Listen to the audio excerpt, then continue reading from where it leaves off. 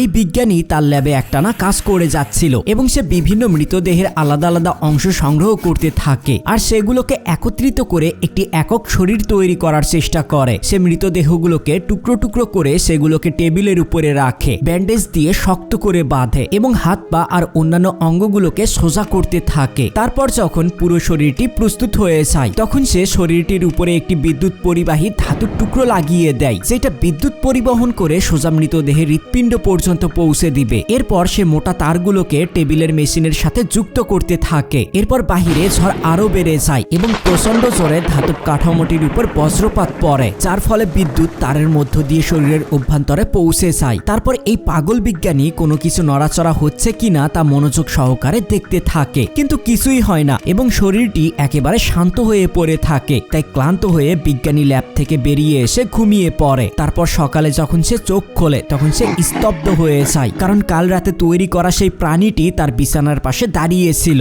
এবং সে জীবিত ও নিঃশ্বাস নিচ্ছিল এবং নীরবে লোকটির দিকে তাকিয়েছিল। তারপর বিস্মিত হয়ে বিজ্ঞানী তাকে প্রথমবারের মতো রোদে নিয়ে যায় এবং প্রাণীটি আকাশের দিকে তাকিয়ে থাকে। আর তারপর ধীরে ধীরে বিজ্ঞানী তার যত্ন নিতে শুরু করে, তার চুল ঠিক করে দেয়, তাকে ছোট ছোট কাজ এবং শব্দ শেখাতে থাকে। আর শুরুতে সে ভাবে যে হয়তো সে ভালো কিছু একটা সৃষ্টি করেছে, কিন্তু সময়ের সাথে সাথে সে বুঝতে পারে যে প্রাণীটি অনিয়ন্ত্রিত, শক্তিশালী এবং যে কোনো মুহূর্তে যে কোনো কিছু করে ফেলার ক্ষমতা রাখে। তাই ভয়ে বিজ্ঞানী তার পুরো ল্যাবটিতে আগুন ধরিয়ে দিয়ে তার এই সৃষ্টিকে চিরতরে ধ্বংস করার চেষ্টা করে এবং এরপর চারিদিকে আগুন ও ধোঁয়া ছড়িয়ে পড়ে এবং বাহিরে এসে তার মনে হয় যে সবকিছু শেষ হয়ে গিয়েছে, কিন্তু প্রাণীটি এখনো বেঁচে আছে, যা দেখে বিজ্ঞানী অবাক হয়ে যায়। বন্ধুরা, এরপর এই অদ্ভুত প্রাণীটি কি করতে চলেছে তা জানতে এই ভিডিওতে একটি লাইক করে কমেন্টে পার্ট 2 লিখুন।